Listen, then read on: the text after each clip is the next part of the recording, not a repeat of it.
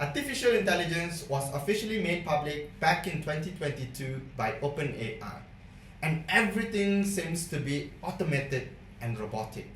When everything is automated and robotic, human beings tend to lose their sense of morality and humanity.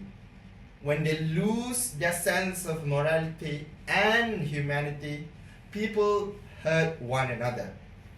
And when people hurt and kill one another, they do it because of different religion and ethnicity, most of the time. Gaza genocide, for example, Syrian civil war, for example, and if you look at the history, the Bosnian War back in 1992, are some of the examples of how and why people hurt one another. Most of the time, root of the cause of such atrocious event are due to racism and religious conflict. And unfortunately, most of the time, it happens and it revolves around Muslims all around the world. In this chaotic world, in the midst of Industrial Revolution 4.0, one might argue and ask this one particular question: what is the position of English literature in all this mayhem? Shukri 1992, for example, argues that literature has always been a dynamic and living force in human society, not only a medium of expression of man's aesthetic feeling, but also at certain stages of history act as a catalyst for social change. Catalyst for social change. That is the position of English literature. Another example that I would like to highlight here is this one particular novel written by Susan Abu Hawa, Mornings in Jenin. And according to studies by Abu Shama 2015, Al-Qadimi 2019, in the context of Mornings in Jenin, much of English literature is born out of anguish and suffering of those who experience racism, political, religious, and regional injustice. Let me just highlight and share with you another example of this one particular novel which talks about human sufferings, racism, and political injustice. As Long as the Lemon Trees Grow by Zulfa Kato. An example of how literature mirrors the destruction of society and how the use of imagery serves to create a sense of hope for its reader. Expounding how literature, despite the atrocity of man and life, serves as a glimmer of hope. In this case, literature not only acts as a catalyst for social change, but also literature acts as a symbol of hope.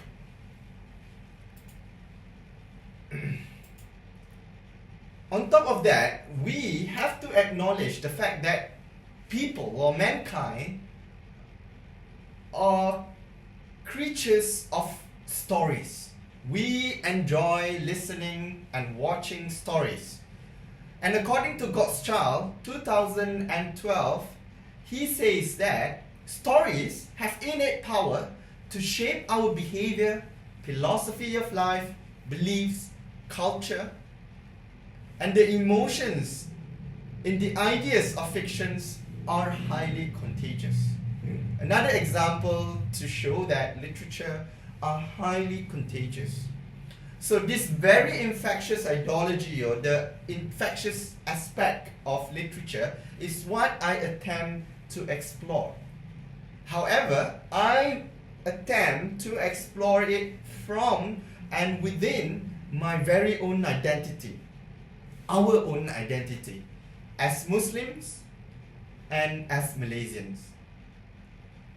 So by understanding the power of stories in making changes to the society, particularly within the Malaysian society, Hanna Alkaf, the choice of my author, explores the tragic event of 13th of May 1969, which, according to the historians, is considered as one of the darkest times in the Malaysian history, through the beautifully narrated stories of Melati, the main protagonist of the novel. So today, Assalamualaikum warahmatullahi wabarakatuh, and a very good day I bid to Professor Mahmudul Hassan, my beloved lecturer, my classmates, and fellow audience. Alhamdulillah, and I am forever thankful for this wonderful opportunity to share about this wonderfully written novel by Hanna Alkaf.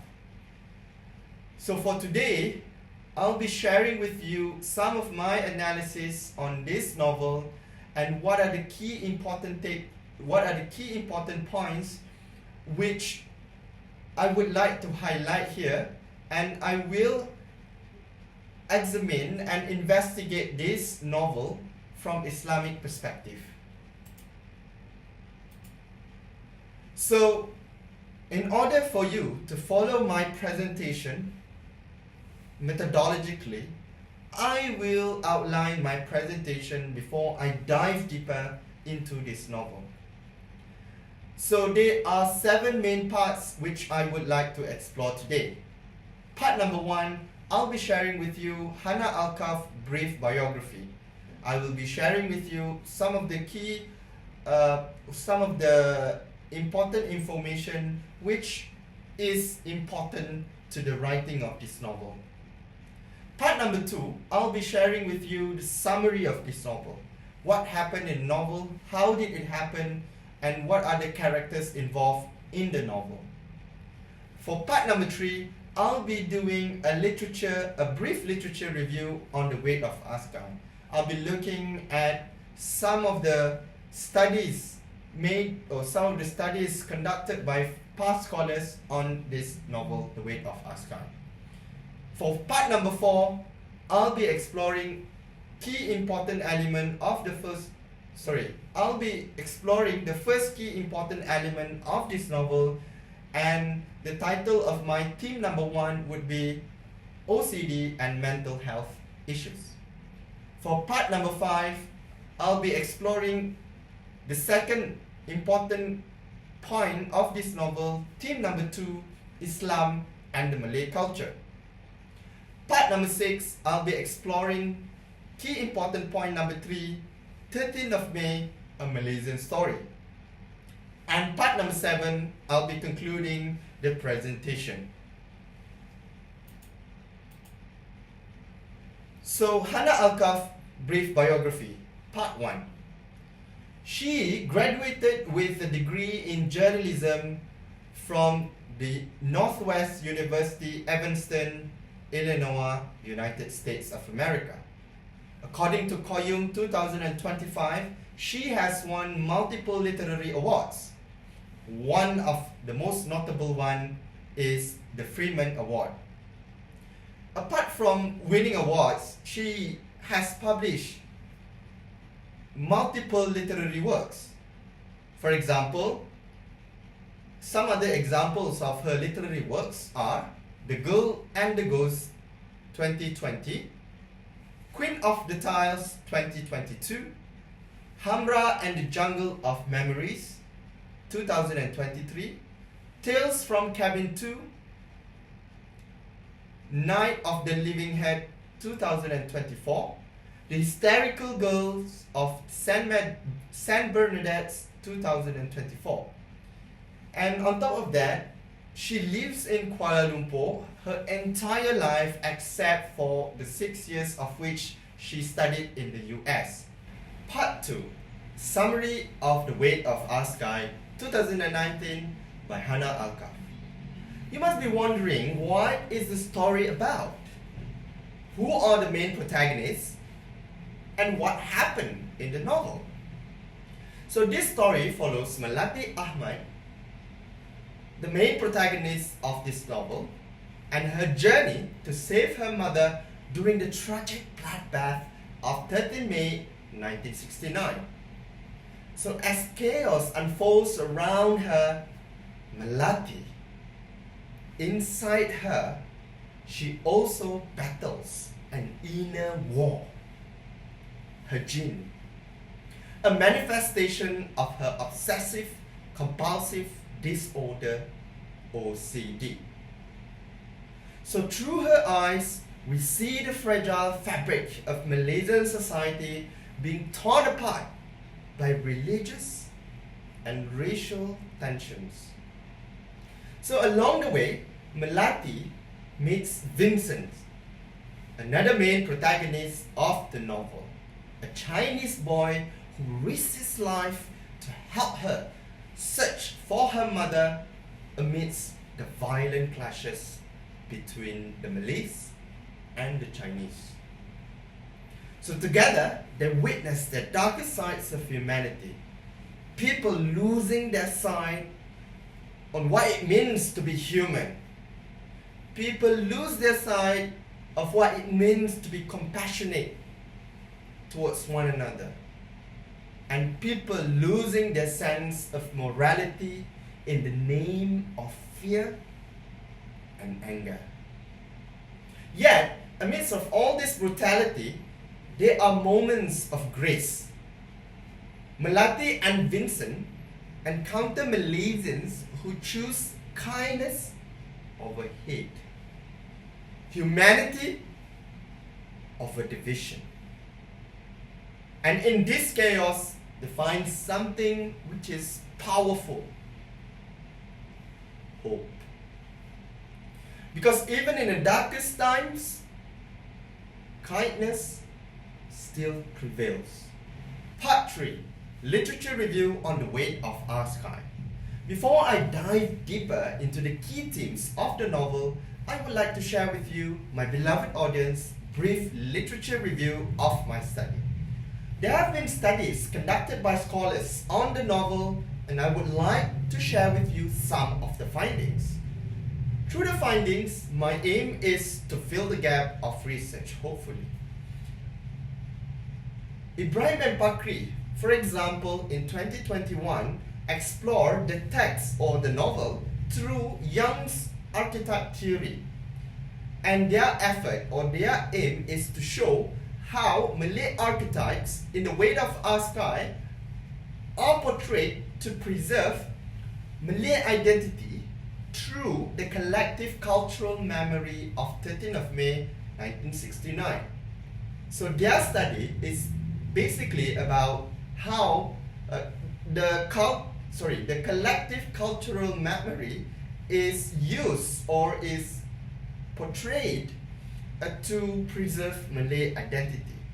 So in other words, their study mainly focuses on Malay identity. On top of that, I also found another interesting study conducted by Yo et al. 2025. And they studied the novel and identified three important components, or I would say three important themes. Number 1, individual racism. Number 2, characteristics of racism. And number 3, the conflicts of how racism and complex social issues are foregrounded. So based on this issue or based on this research, I would say that these are the components of which the novel or Hanna Alkaf is trying to portray through the story of Melati Ahmad. On top of that, I would say that I did a research on some of Hanna Alkaf's interview, and I found this one interview relatable to what I intend to study for this presentation. Hanna Alkaf's main intention in the novel centers around identity, mental health issues, historical and political connections, and religion. As she says, and I quote, "These policies still affect us to this day. as cited by Zurairi 2019. In other words, we can assume or we can make an educated hypothesis to understand that the policies made or implemented by the government can actually affect our mental health, identity, and also our history and religion. And I believe that these areas or these issues are very interesting and are very important to be discussed.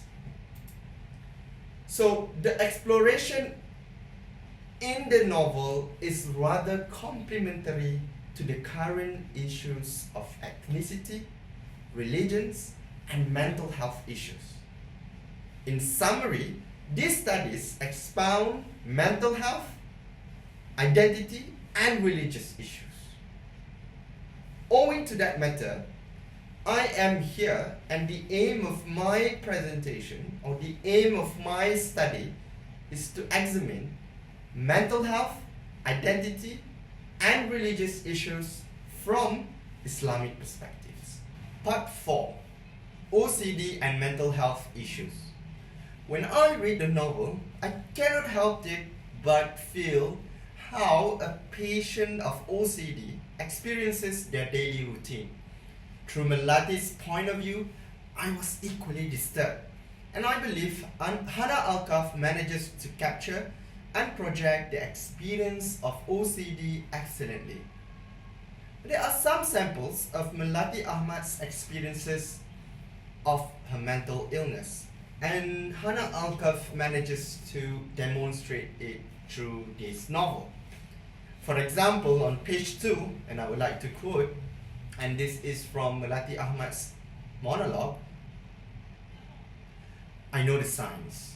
This is the jinn, unfolding himself, stretching out, pricking me gently with his clawed finger. See what I can do?" he whispers, unfurling yet another death scene in all its technicolor glory. So that is the first example that I would like to highlight here from this novel of how Hanna Alkaf uses Melati to express and to illustrate an example of OCD. And there's also another example which I found on page 3. And this is from Melati Ahmad's point of view. "See you tomorrow." And I concentrate on the task at hand. Biggest to smallest. Okay. Pencil case in the right hand pocket. Tap each item 3 times before closing the bag. 1, 2, 3. Something feels off. My hands are frozen, suspended above my belongings. Did I do it right? Did I tap 3 times or 4? I break out into a light sweat. Again. The jinn whispers. Again. Think how much better you'll feel when you finally get it. So again, this is an example, another sample or another excerpt which I extracted from the novel to illustrate the problem of OCD of which Melati Ahmad experiences. And it is also important for us to establish the definition of OCD. However, I bet that you have already gotten an idea what OCD is through the excerpts which I just shared earlier. The outline of the definition is rather important so that we can understand Melati's constant battles with the jinn, quote unquote. So according to WHO, World Health Organization, they define OCD as obsessive compulsive disorder, which is a mental health disorder involving obsession, which are unwanted intrusive thoughts of fear and compulsion, which are repetitive action done due to ease anxiety or prevent something bad from happening. While these behaviors may offer brief relief, they often cause ongoing distress and disrupt daily life. This is the definition of World Health Organization. Apologies. This is the definition of OCD by World Health Organization.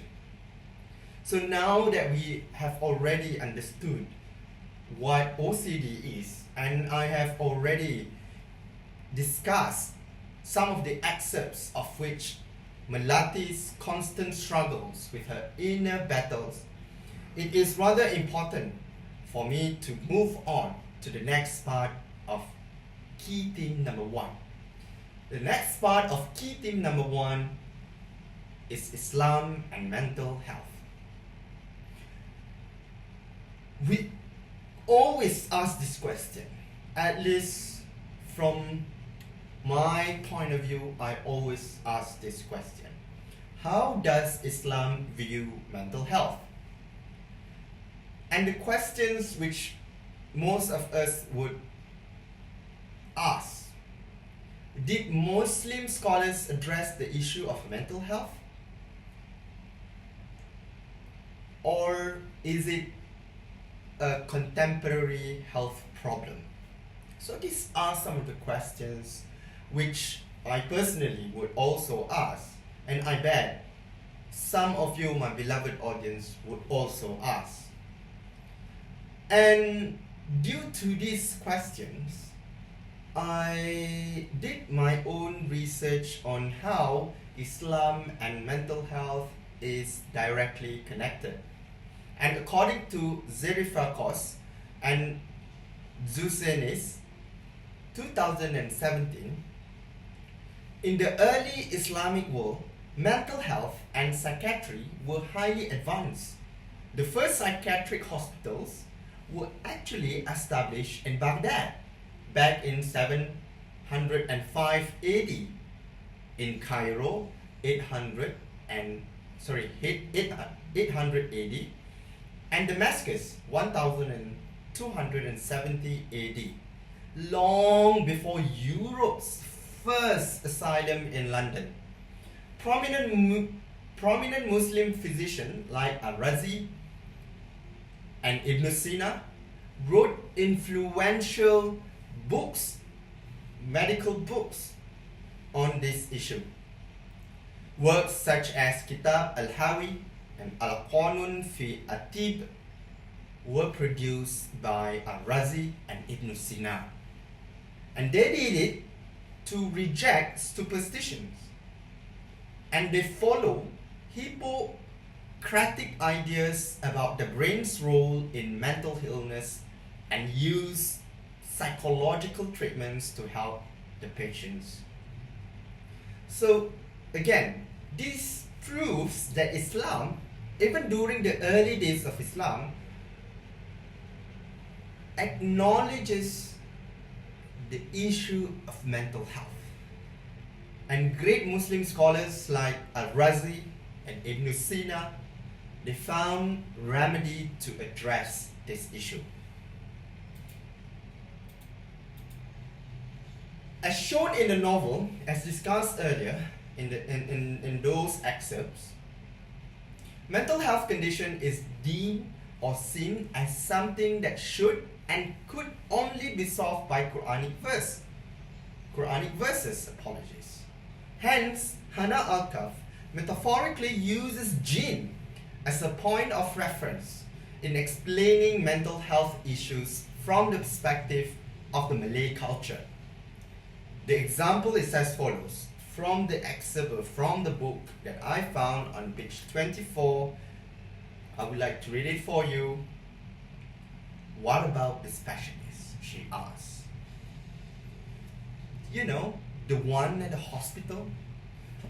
The mental doctor?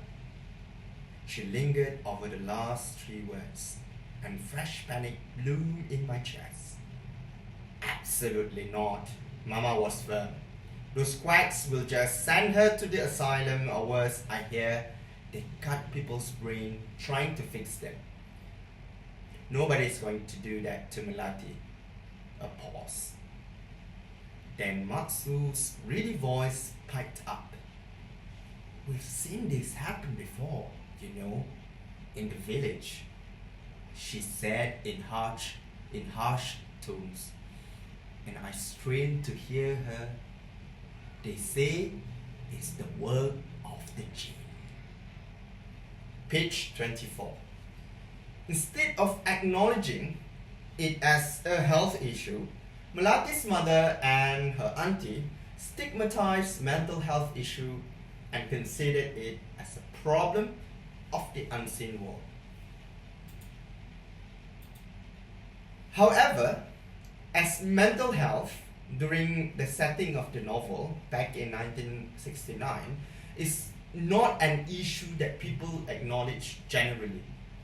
However, Islam actually promotes a well-balanced notion of finding the solution to mental health problem in Quran and from professional health personnel such as psychiatrists or counselor, as mentioned by former Kuala Lumpur Mufti Muhammad Al-Bakri. So this is actually a suggestion from our former Mufti of Kuala Lumpur, Muhammad Al-Bakri. And this is taken from the official website Jabat Mufti Wilayah 2019. Islam acknowledges mental health condition of mankind as Allah mentions it in the following Quranic verses. If you allow me, in Quran chapter 13 verse 28, A'udzu billahi minasyaitonir rajim. Bismillahirrahmanirrahim. Allazina amanu wa tatma'innu qulubuhum bi zikrillah. Ala bi zikrillah tatma'innul qulub. Sadaqallahul azim. Those who believe and whose heart find their rest in the remembrance of Allah. In the remembrance of Allah, hearts do find their rest.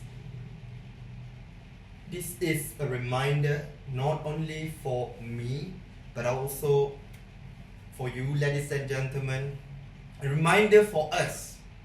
A reminder for us that when we experience a problem that involves our heart not being at peace, in this particular verse, Allah reminds us to remember Him.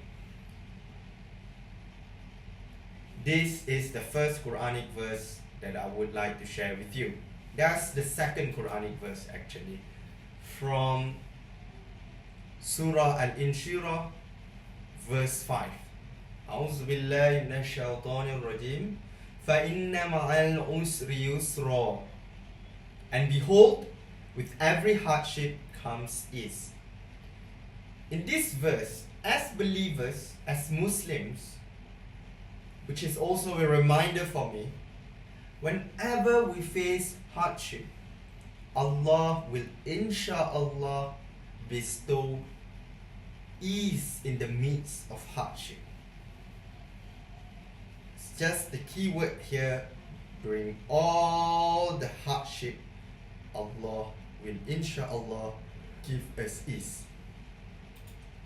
Another Quranic verse which I'd like to highlight here is Surah At-Talaq, verse 2. This verse, as mentioned in the previous two Quranic verses, are related to the issue that we discuss right now. A'udzu billahi minasyaitonir rajim. Bismillahirrahmanirrahim.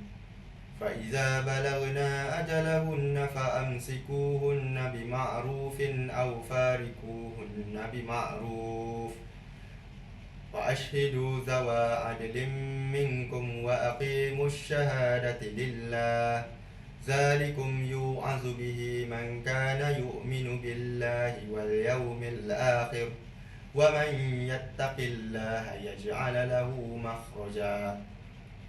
And so, when they are about to reach the end of their waiting term, either retain them in a fair manner or part with them in a fair manner, and let two persons of known probity from among your community witness what you have decided. Do yourself bear true witness before God, thus or admonish all who believe in God, the last day, and unto everyone who is conscious of God, He always grants a way out of unhappiness.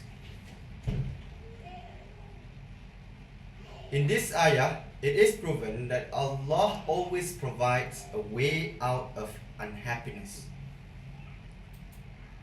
Apart from looking at this issue from the Quranic perspective, it is important for us to view the problem from a hadith. Sunan Abu Dawud, as narrated by Usama ibn Sharik, said, I come to Prophet Muhammad ﷺ and his companions were sitting as if they had birds on their heads. I saluted and I sat down. The Arabs then came from here and there. They asked, Apostle of Allah, should we make use of medical treatment? He replied, or Prophet Muhammad ﷺ replied, make use of medical treatment, for Allah has not made a disease without appointing a remedy for it, with the exception of one disease, namely old age. This hadith indicates that there is remedy for every disease Allah created except for old age, which is something that we cannot prevent. As a conclusion for key theme number 1, from the excerpts of which I have highlighted from the book and also the Quranic verses and the hadith, we can see that the Malay society in the novel tend to stigmatize mental health issues through the characters around Melati Ahmad, such as her maksu or her auntie, and her mother. They often associate such struggles with the unseen world or possession by a jinn, rather recognizing them as a genuine psychological conditions. However, Islam itself takes a more balanced and compassionate view, as it acknowledges mental health as a real issue, encouraging its followers to seek professional help while also turning to Allah for spiritual guidance. Hanna Alkaf explores this issue as a criticism to the Malay society, who are mostly Muslims in this novel. As the complexity of Malay Muslimness are discussed extensively through the portrayal of Malay Muslim characters, I will further inspect the relationship between the Malayness and the Muslimness as the second key theme of my presentation. Islam and the Malay culture, part 5. As I mentioned earlier, there is a problem with the portrayal of Malay Muslimness or Malay Muslim identity in Hanna Alkaf, The Weight of Askar. The problems with the notion of Malay Muslimness are divided into two main points for this part or for this presentation. Number 1, Islam is seen or is perceived as a cultural practice. Number 2, Muslims are portrayed as volatile and as destroyers. Based on Hanna Alkaf's portrayal of Islam, it can be seen that in the Malay culture, Islam is practiced without having any deep understanding of the religion. Islam is a cultural practice, as this is my argument. For example, through the main character point of view, Melati Ahmad describes her memory of how she understands the concept of God. For example, on page 55 in this novel, and I quote, "My first memory of God is watching my parents pray together." Another example on page 56, from Melati Ahmad's point of view, "Mama taught me the letters of the Arabic alphabet one by one. Alif, Ba, Ta. And I used to sit with her each night after the evening prayer.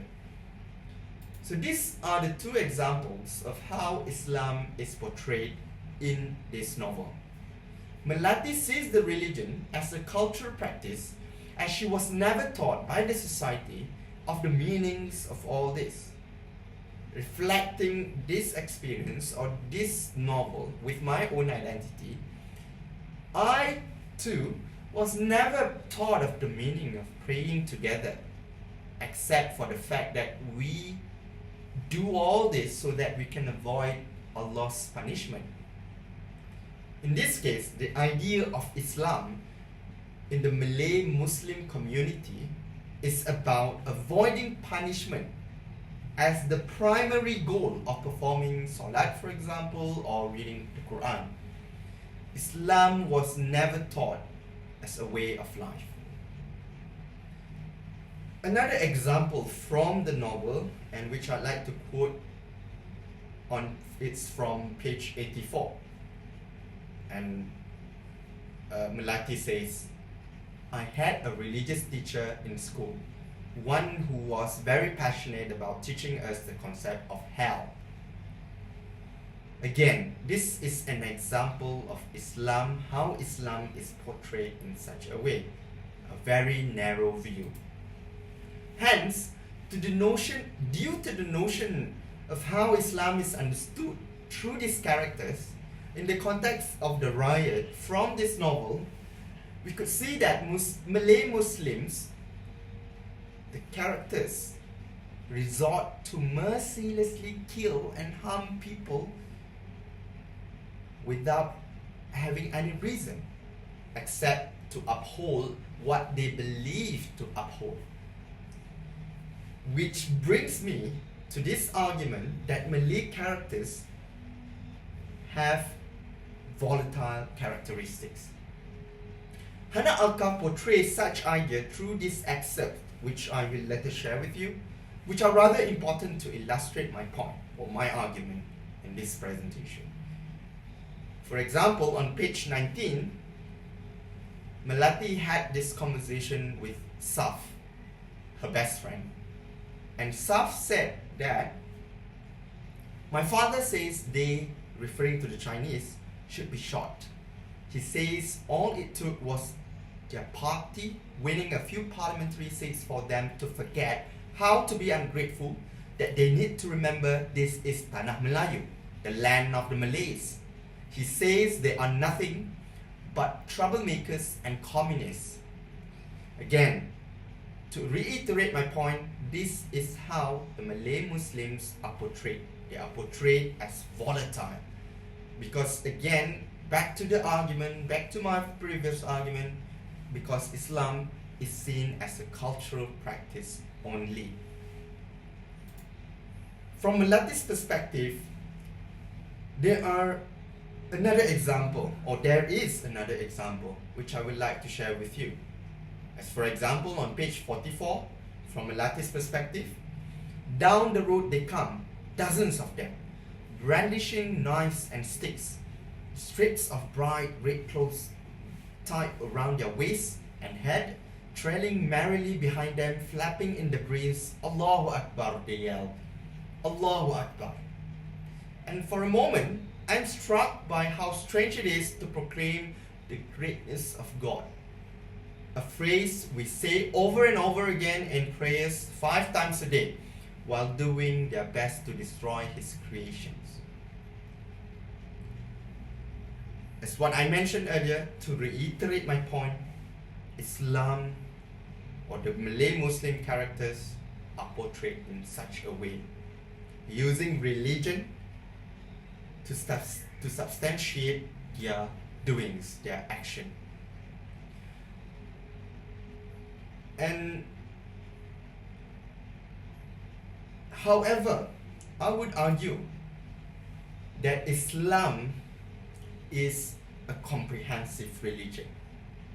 But before I dive deeper on this second theme of my presentation or on this novel, I would like to again give you more examples of what it is about the Malay Muslim culture or Malay Muslim identity. Another example that I would like to highlight here is from Melati's mother point of view. Melati's mother brings her to meet an ustaz, and Islam again is shown as to be a cultural practice to cure people of illness. On page 60, Melati says, he rummaged in the wooden chest beside him, emerged with 3 glass vials. This one, you dab behind your ears and on your wrist like perfume. 1 day, 3 times. In this case, Islam is seen as a magical power to cure diseases which cannot be seen by the naked eyes. But yes, back to my first point earlier, I said that Allah provides cure for every disease except for old age. However, in this case, Islam is viewed as to be having a magical power.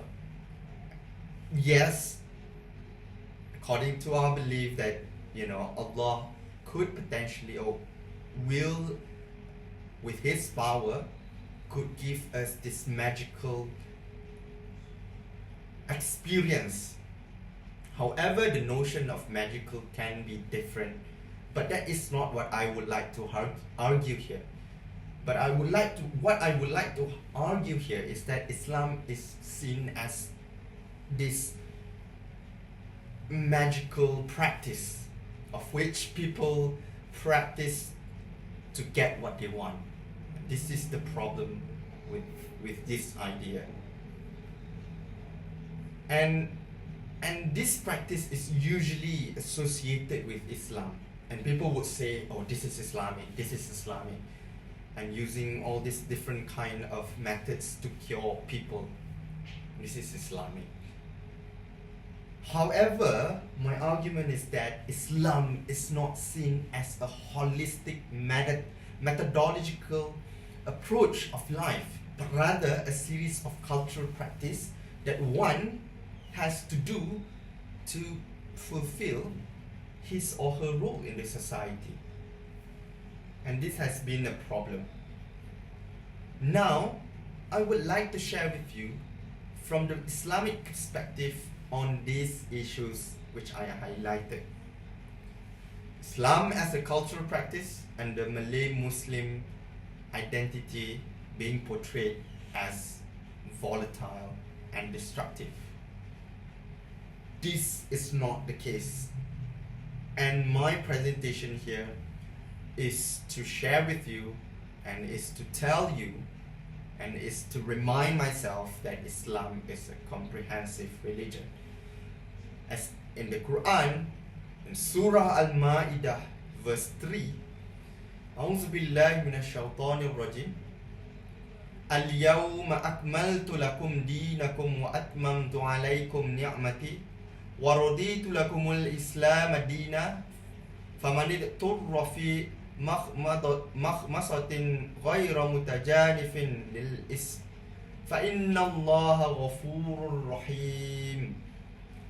Today I have perfected your religious law for you and have bestowed upon you the full measure of my blessings, and will the self-surrender unto me shall be your religion.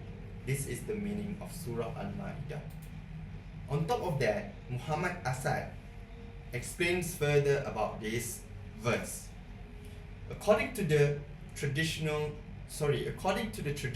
based on the testimony of Prophet's contemporaries, the above or the passage which I just shared with you sets as it were a seal on the message of Quran, was revealed at Arafat in the afternoon of Friday, the 9th of Zulhijjah, 81 or 82 days before the death of the Prophet Muhammad. The reference to God's having perfected the faith and bestowed the full measure of His blessings upon the believers. These shows or these illustrates that Islam is already a perfect religion as is stated in the Quran and as stated by by Muhammad Asad's explanation on this verse. And another scholar in Prof. Mahmudul Hassan, 2013, in his article, he states that Islam touches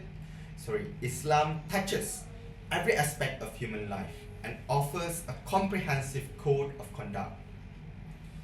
Another article from the Institute of Islamic Thought, IIIT, 1989, and it states Islam is the comprehensive religion, the vision of which is relevant to every human activity and to every endeavor, whether physical, social, economic, political, cultural, or spiritual.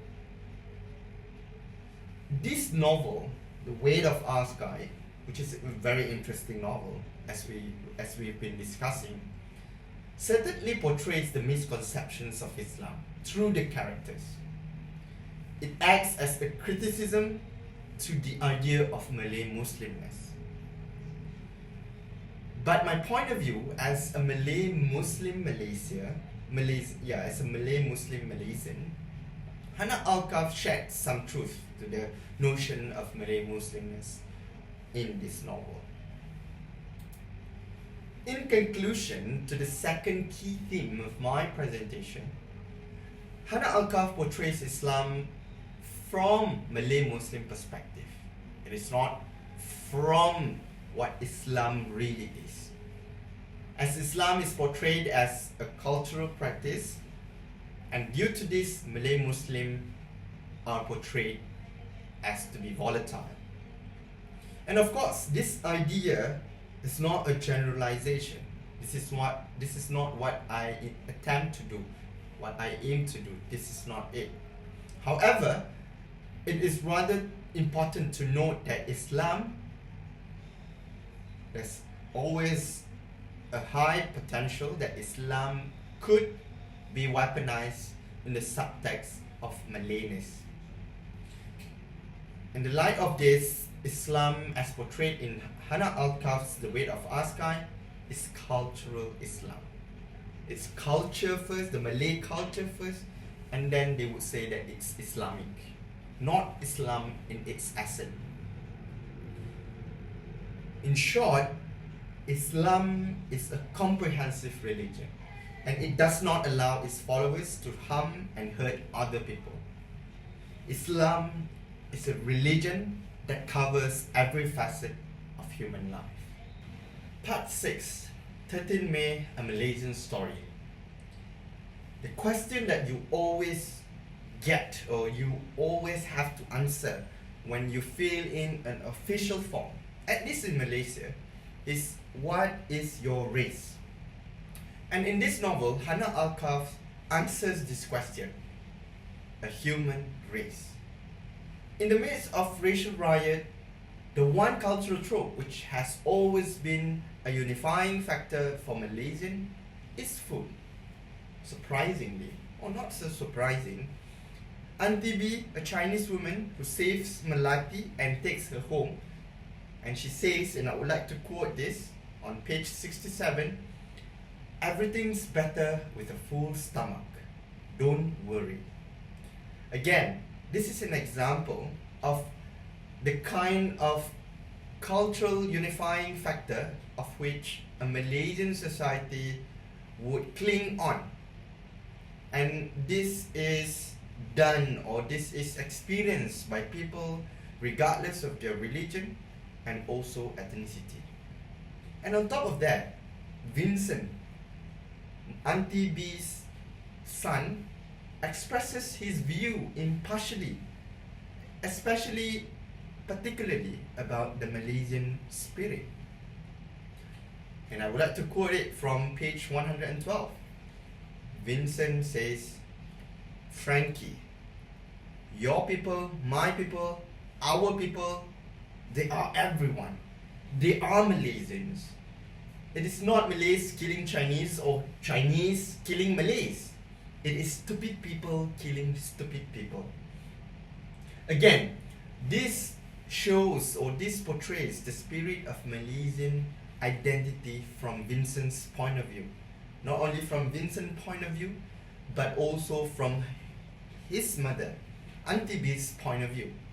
Food and the ideology of which they share in common. Besides that, the spirit of multicultural Malaysian society is shown throughout the novel. Despite the riot, there are plenty of examples of how Malaysians help one another. The spirit of kindness. For example, when Melati first arrived at Auntie B's house, she wanted to introduce herself to Auntie B's husband, Uncle Chong. And Uncle Chong says, "Our home is your home," on page 71. Again, this encapsulates the very idea or the very notion of multicultural Malaysian society.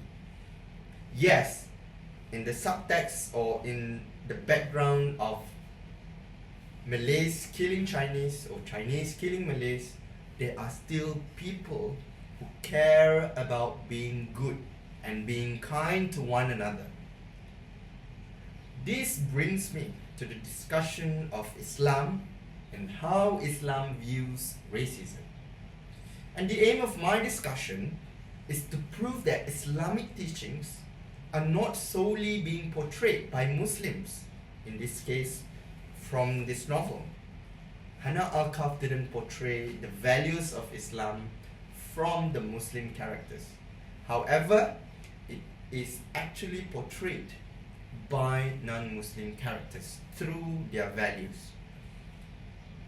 And I would like to quote Prof. Mahmudul Hassan's article on 2016. And Prof. Mahmudul Hassan says, the Quran does not recognize any biological or genetic definition, differences or attributes of racial groups.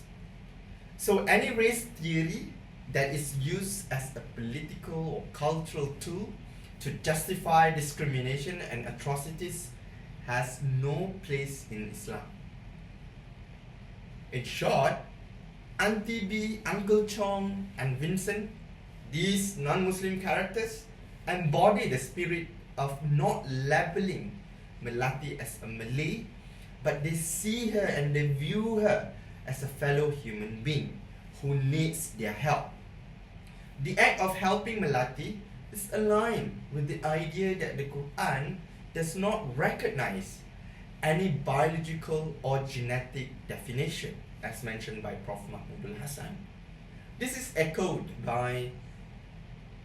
echoed from Quranic verse chapter 5, Surah Al-Ma'idah, as these non-Muslim characters and their portrayals by Hanna Alkaf are profoundly resonated with this verse. أعوذ بالله من الشيطان الرجيم يا أيها الذين آمنوا كونوا قوامين لله شهداء بالقسط ولا يجرمنكم شنآن قوم على ألا تعدلون اعدلوا هو أقرب للتقوى واتقوا الله إن الله خبير بما تعملون. And do not let the hatred of a people prevent you from being just. Be just. That is nearer to righteousness. Despite being in the midst of riot, Uncle Chong's family, Auntie B, Vincent, and many other characters in the novel, they still choose to be kind and just, instead of hating people of other ethnicity and religion. In this case, Hanna Alkaf portrays them from the Islamic perspective. Hanna Alkaf portrays the values of Islam through non-Muslim characters, as I mentioned, which is again a direct criticism to the notion of cultural Islam as discussed previously in my presentation. However, in the current discussion of my presentation, or in the current discussion on Malaysian spirit of multiculturalism, the weight of our sky resonates profoundly with the Islamic teachings. And there are many other examples from the Quran and even from the Hadith. Let me show you, let me demonstrate to you, and also it should serve as a reminder for us. Hanna Alkaf's portrayal aligns not only with the Quranic verses but also with Prophet Muhammad's last sermon. Prophet Muhammad sallallahu alaihi wasallam says in his last sermon, all mankind is from Adam and Hawa. An Arab has no superiority over a non-Arab, or a non-Arab has any superiority over an Arab. Also, a white doesn't have any superiority over a black, or a black has any superiority over a white, except by piety and good action. Learn that every Muslim is a brother to every other Muslim, and Muslim constitute one brotherhood. Nothing shall be legitimate to a Muslim which belongs to a fellow Muslim unless it was given freely and willingly. As the Malay community in the novel as portrayed by Hanna Alkaf, it seems like they are portrayed to think that Malaysia is a Tanah Melayu, or the lands of the Malay, indicating ethnocentric thinking. Prophet Muhammad, as based on his last sermon, reminds us that there is no race which is better and or superior than any other races. And Hanna Alkaf questions the notion of ethnocentric thinking of the Malay community through this novel, which I found very interesting to explore. It is simply because it's also a reflection on my very own identity, and particularly the identity of most Muslim Malaysians. And her effort is to eliminate such thinking which is completely against the teaching of Islam. On top of that, I think I would like to also highlight another Quranic verse which is very relatable to the current context of this novel, and I would say the current context of our Malaysian political landscape. In Surah Al-Hujurat, verse 13, A'udzu billahi minasyaitonir rajim. Ya ayyuhan nasu inna khalaqnakum min zakari wal unsa waja'alna syu'uban wa qabaila lita'arafu. Inna akramakum indallahi atqakum. Innallaha alimun khabir. O mankind, indeed we have created you from male and female and made you peoples and tribes so that you may know one another. Indeed, the most notable of you in the sight of Allah is the most righteous of you. Indeed, Allah is knowing and acquainted. Again, I cannot stress this enough. Quran in Islam, be it in Quran and Hadith,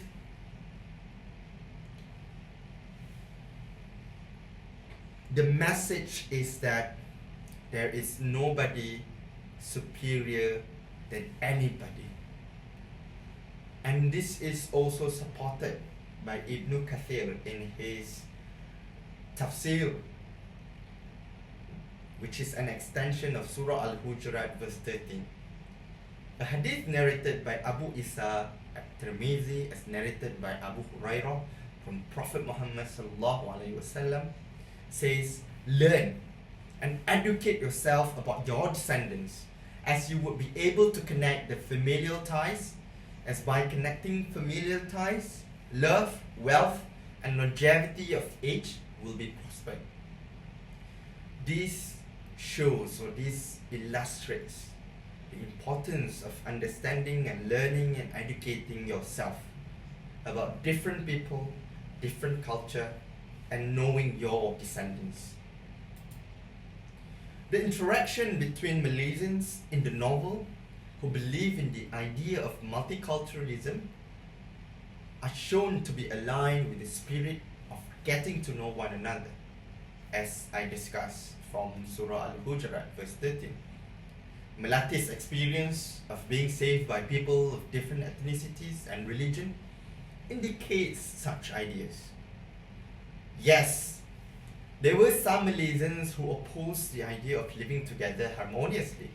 For example, Frankie, Vincent's brother, or Saf's father, as discussed earlier. But Hanna Alkaf certainly foregrounds the idea vehemently through major protagonists of the Weight of Our Sky. Another Quranic verses which I would like to also highlight here, which is pretty much relatable with the novel. أعوذ بالله من الشيطان الرجيم بسم الله الرحمن الرحيم ومن آياته خلق السماوات والأرض واختلاف ألسنتكم وألوانكم إن في ذلك لآيات للعالمين.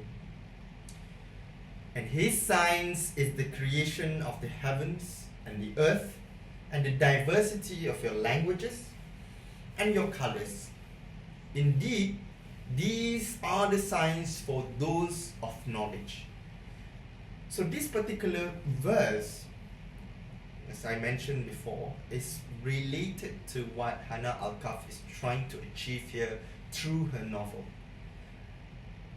It discusses the intervention of God in the study of languages and different colors in life, as acknowledging God's intervention in the creation of languages and colors are for those who think. This is an extension or a discussion on this surah as quoted by Said Qutb in his tafsir. Diverse religious communities were able to coexist harmoniously due to practical application of the Charter of Medina. Also, an important notion which I would like to highlight here, the model of multicultural Islamic nation. And I believe that the current Prime Minister is trying to achieve it by modeling the Charter of Medina in government in governing this country.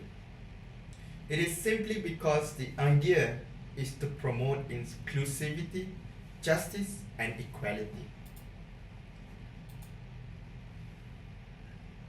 The discussion on multiculturalism I cannot discard another important scholar with this regard. Tariq Ramadan, for example, expounds the notion of multiculturalism from the Western country, or how the Muslims living in the Western world.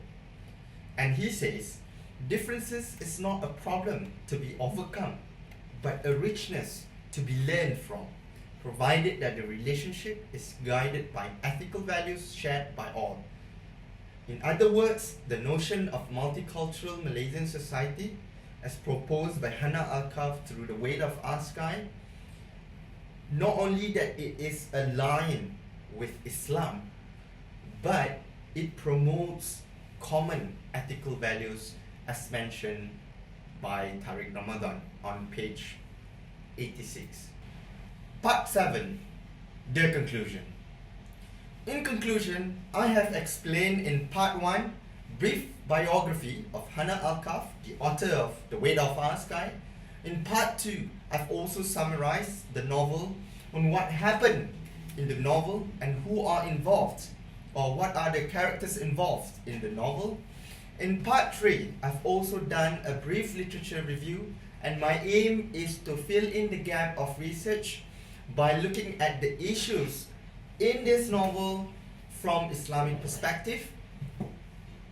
In part 4, I've discussed OCD and mental health issues from Islamic perspective, looking at how Melati Ahmad suffers from this condition and how she goes through the journey while suffering from the condition of OCD.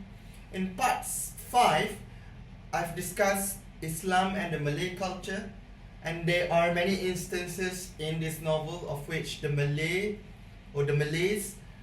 they treat or they see Islam as only a cultural practice instead of a holistic way of living. And in part 6, I've discussed 13 May, a collective Malaysian story, by looking at some of the important key scenes in the novel of how Malaysians, instead of choosing cruelty, they choose kindness. In the midst of chaos, they choose kindness.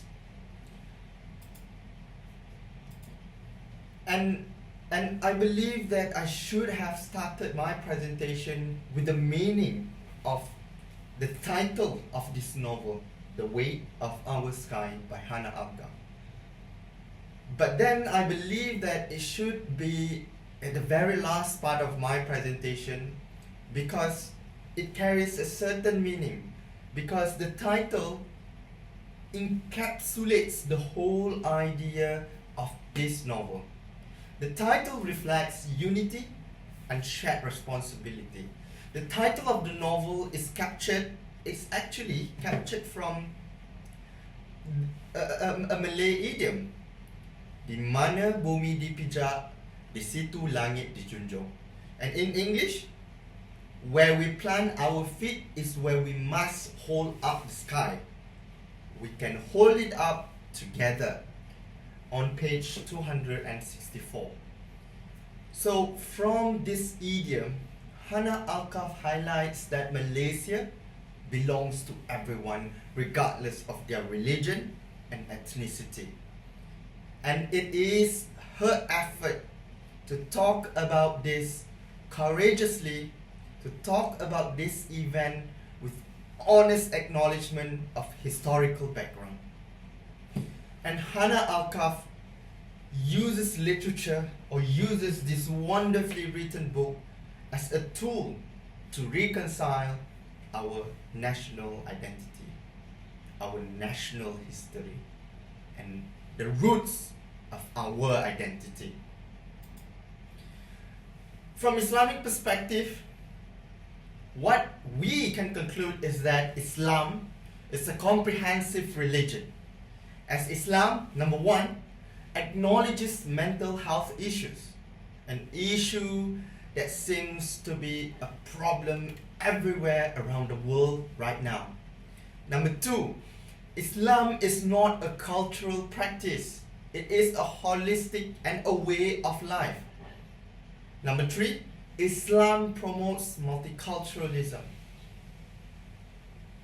It is hoped that this presentation will serve as a reminder for us, for me, as a person who's living in this wonderful multicultural nation, that in order for us to celebrate the complexity of human beings and to make peace with ourselves and to be able to live harmoniously with people around the world, to be able to make peace and live harmoniously with people of different background and religion, we have to go back to Islam. We have to go back to our Creator.